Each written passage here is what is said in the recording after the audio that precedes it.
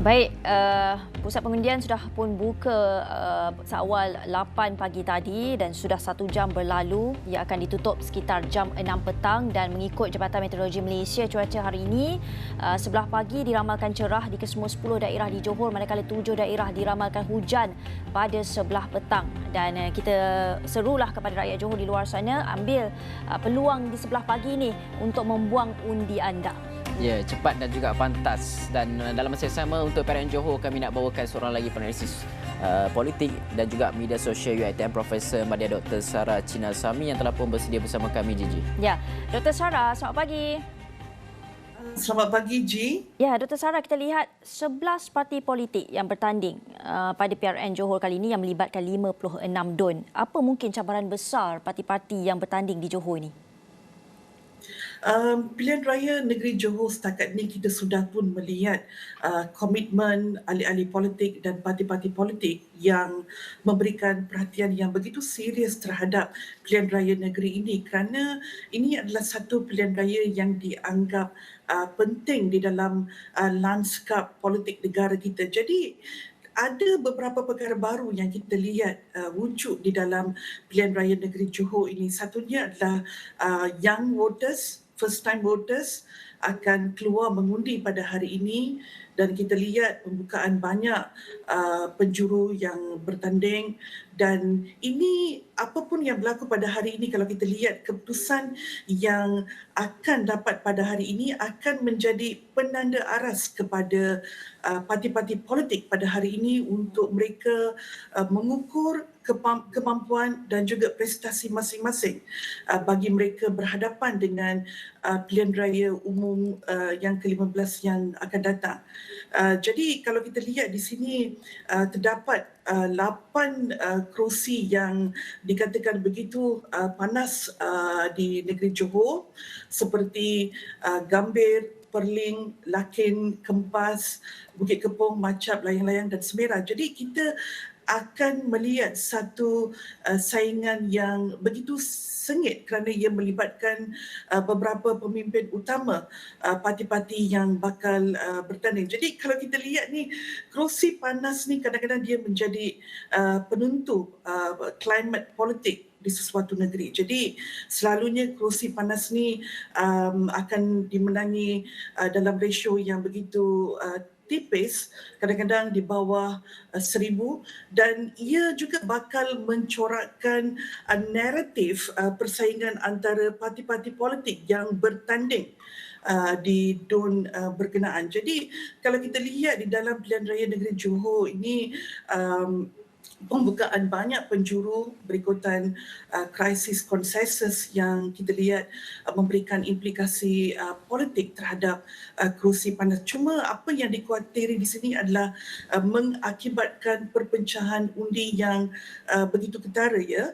Jadi kalau kita tengok ni pertempuran sengit umpamanya yang melibatkan bekas menteri besar, bekas ahli Dewan Undangan Negeri, dan juga bekas eksekutif kerajaan negeri dan beberapa pemimpin utama negeri berkenaan. Jadi ia banyak bergantung kepada peratusan pengundi yang mengeluar undi pada hari ini. Persoalan adakah mereka terlalu letih disebabkan oleh keadaan politik dan juga pandemik wabak COVID-19, yang mana kita lihat peratusan keluar mengundi di Melaka pun dikatakan rendah, dan sama juga menyusuli di Sarawak sebulan kemudiannya. Tapi bercakap mengenai Tan Sri Muhyiddin Yassin ni, saya nak bertanyakan soalan ini kepada Dr. Sarah. Dr. Sarah, kalau kita lihat UMNO ini berasal dari Johor dan Johor merupakan kubu kuat UMNO juga. Kalau kita lihat by right, adakah UMNO tak perlu risau dengan PRN Johor ini memandangkan ia merupakan kubu kuat, dan dalam masa yang sama juga Tan Sri Muhyiddin Yassin yang juga popular di Johor ditambah juga dengan pengalamannya sebagai bekas Menteri Johor, adakah Tan Sri Muhyiddin Yassin boleh menjadi faktor kemenangan kepada PN itu sendiri, Dr. Sarah? Kita lihat di sini di dalam PRN Johor ini, naratif kempen dan teknik yang digunakan adalah amat berbeza. Jadi kalau kita lihat naratif umpamanya kalau kita lihat ada kesinambungan daripada PRU 14 yang lepas. Jadi kalau kita lihat permintaan iaitu dari segi kerajaan yang berintegriti, kerajaan yang bebas daripada rasuah dan juga ahli-ahli politik. Kalau kita lihat PRU 14 telah meletakkan KPI kepada setiap ahli politik bahawa mereka harus turun ke padang dan mereka perlu aktif engage dengan komuniti di kawasan masing-masing. Tetapi kalau kita lihat daripada naratif PRU 14 ke PRU ke PRN Johor dan juga mungkin kena bersiap sedia untuk menghadapi PRU 15 yang akan datang, iaitu naratif di sini maksud saya adalah lebih kepada soal parti yang mempunyai yang bebas daripada segala penyelewengan dan bebas daripada sesuatu parti yang penuh berintegriti. Jadi soal ni kita tidak boleh dipandang ringan dan di sini saya melihat naratif yang dibawa oleh Tan Sri Muhyiddin Yassin sudah pastinya akan memberikan impak kepada rakyat Johor untuk memberikan kemenangan untuk Perikatan Nasional juga. Jadi kalau kita lihat ini adalah mungkin salah satu keterbukaan, kematangan yang juga sedang dialami oleh rakyat Malaysia pada hari ini kerana kita sudah melalui 3 fasa pemerintahan yang berbeza. Jadi rakyat mampu membuat perbandingan antara 3 jenis kerajaan yang telah memerintah negara kita dan mereka mampu menilai parti mana yang mampu menjaga kebajikan dan juga menjaga aspek-aspek sosial ekonomi rakyat di sini. Jadi saya melihat naratif dan juga teknik-teknik yang digunakan di dalam PRN Johor ini adalah satu yang boleh dijadikan batu lonjatan dan sesuatu yang tidak boleh kita elak untuk kita berhadapan di PRU 15 yang akan datang. Kerana rata-rata kalau kita lihat naratif yang berlaku di Southeast Asia sekarang ini adalah memerlukan satu kerajaan yang penuh dengan integriti.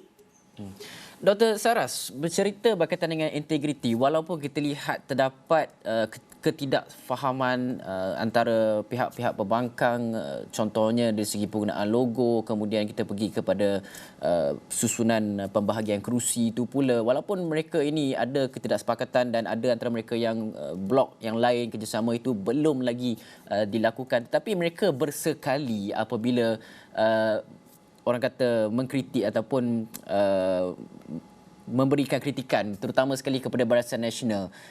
Kita lihat bagaimana isu-isu seperti pembubaran DUN ini dicadangkan sebagai gila kuasa, kemudian rekod pemimpin, wujudnya kluster-kluster mahkamah, tuduhan rasuah, felda, kesemua pembangkang ini seolah-olah sememangnya menujukan UMNO sebagai sasaran mereka. Adakah naratif berkaitan dengan rasuah, YNDB ini dan sebagainya ini apabila digunakan pada PRU yang ke-14, kita lihat bagaimana ia begitu berkesan sekali.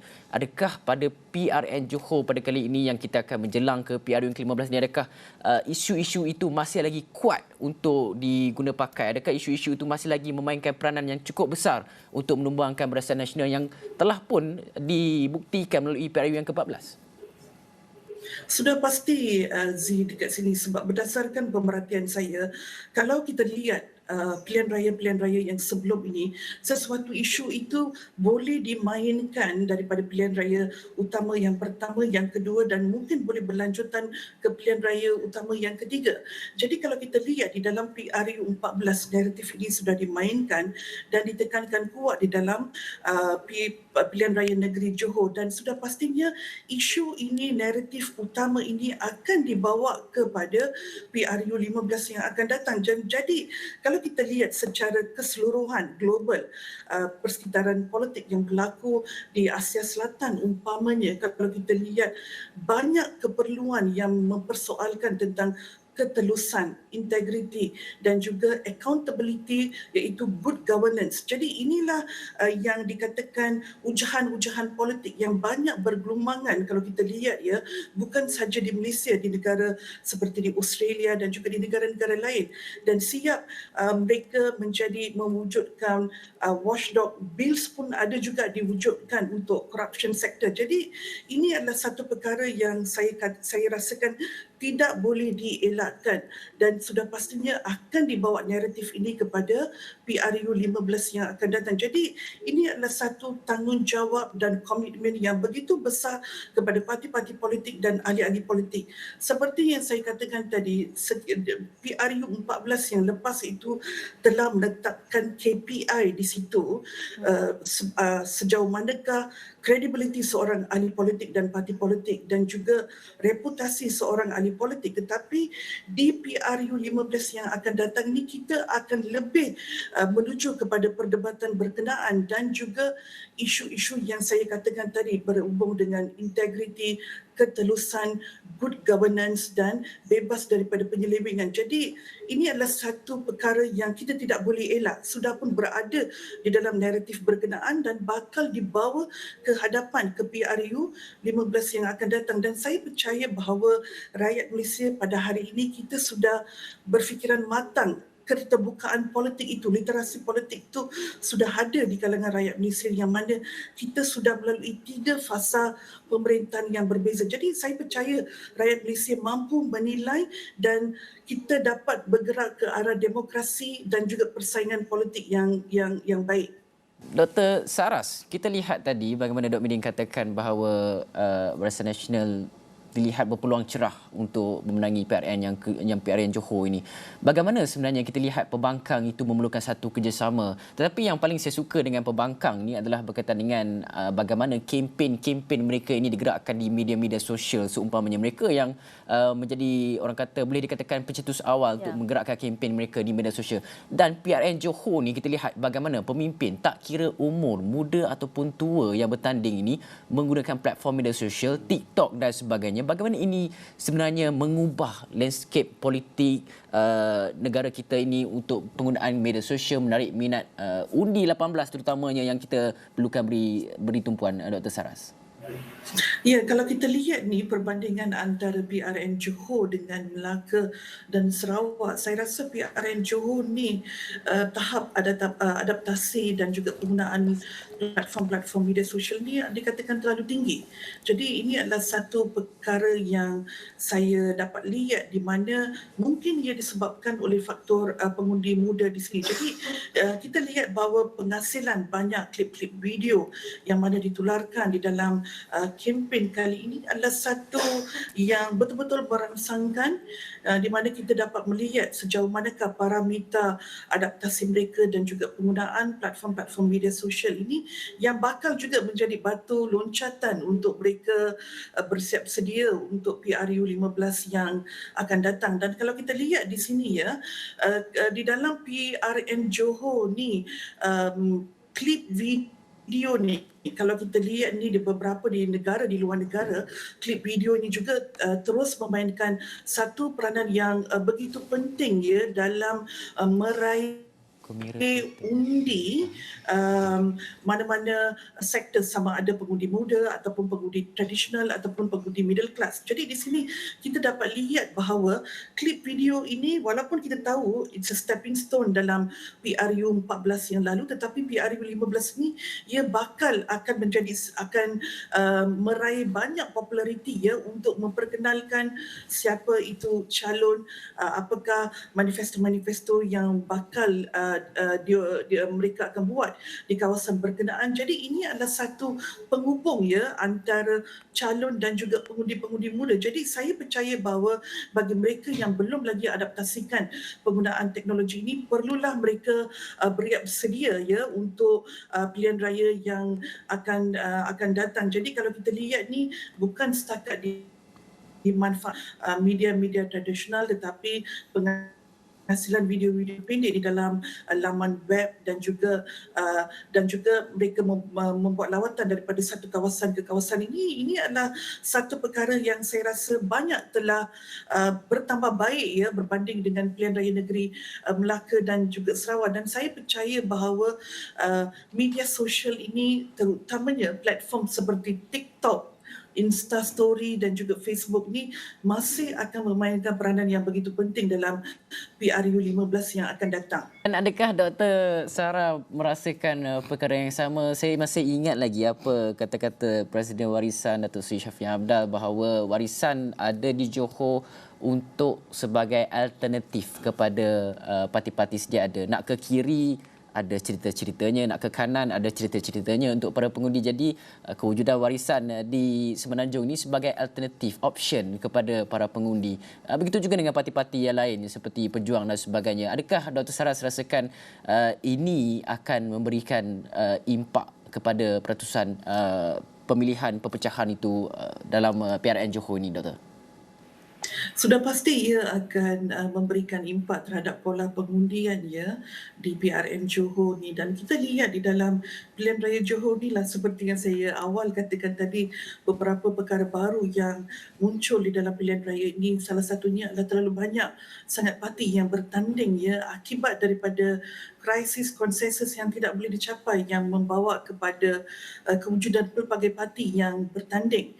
Jadi kalau kita lihat ni ia lebih kepada, saya rasakan kepada test market untuk melihat kemampuan mereka dapat menjejak parameter mereka, prestasi mereka, bagaimana kemunculan mereka dan adakah mereka mampu bersaing di PRU 15 yang akan datang. Jadi saya melihat ini sebagai medan untuk ujian pasaran untuk parti-parti baru ini bertanding secara persendirian.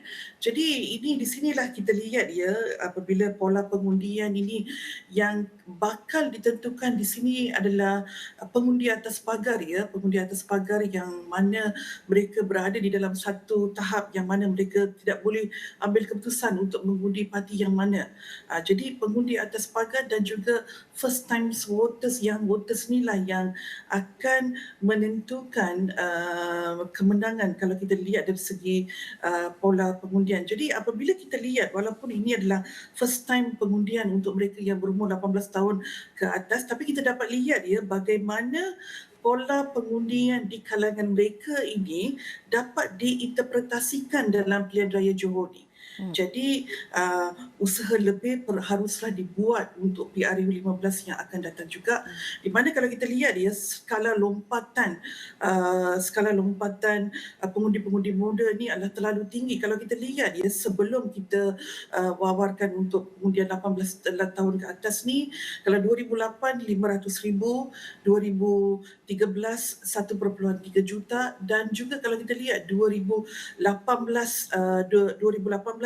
lebih kurang 6.1 juta pengundi muda dan first time voters yang telah mengundi pada pilihan raya 2018 yang lalu. Jadi kalau kita lihat ditambahi dengan mereka yang berumur 18 tahun untuk pilihan raya negeri ini, sudah pasti ni angka ini akan menaik lebih mendadak lagi ya di dalam PRU 15 yang akan datang. Jadi parti-parti politik perlu bersiap sedia untuk bagaimana untuk mereka sasarkan golongan ini ya, bukan setakat menggunakan kempen setakat social media, tetapi apakah naratif-naratif yang bakal dibawa untuk berhadapan dengan golongan ini. Jadi kita dapat lihat ya daripada hari ini, kalau kita lihat daripada keputusan hari ini, kita dapat tahulah bagaimana sejauh manakah orang muda ni mereka peka yang mereka boleh mengundi, sama ada mereka dimaklumkan oleh ibu marga. Kadang-kadang lokasi itu juga memainkan satu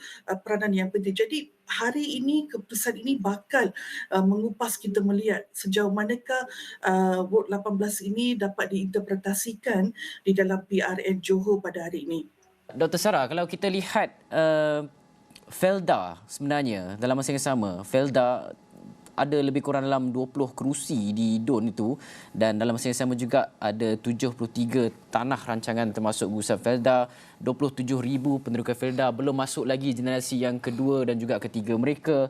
Dan peratusan untuk PRU yang ke-14 tunjukkan hampir 56% undi penduduk Felda ni bertukar ke PH. Dan sekaligus meranapkan Felda sebagai sebuah kubu kuat dan juga kubu simpanan untuk BN. Bagaimana sebenarnya percaturan banyak parti-parti politik terutama sekali Perikatan Nasional Pejuang berkempen di kawasan-kawasan Felda ini. Bagaimana kita lihat undi Felda ni terutama dalam isu penghapusan hutang Felda generasi kedua perumahan dan sebagainya. Bagaimana Felda ni mainkan peranan yang cukup besar dalam menentukan, adakah ia akan menjadi penentu sebenarnya?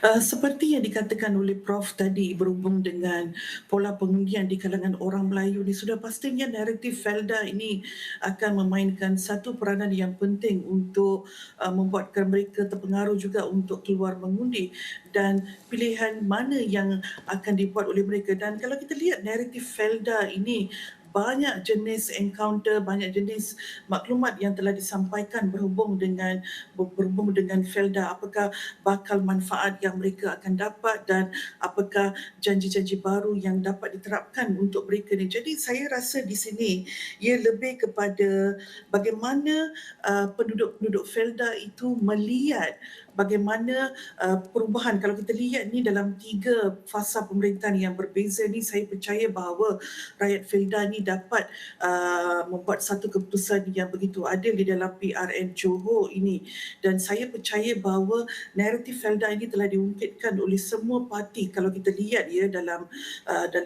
naratif dan juga strategi kempen-kempen mereka berhubung dengan isu Felda. Jadi saya percaya bahawa penduduk-penduduk Felda ini dapat membuat satu keputusan yang baik berhubung parti yang dapat memberikan satu pulangan masa depan yang begitu baik untuk mereka yang dapat menjaga kebajikan mereka. Jadi seperti yang tadi dinyatakan oleh Prof tadi, di sini pola pengundian orang Melayu ya, terutamanya dalam naratif yang berkaitan dengan Felda ini tetap akan memainkan satu faktor yang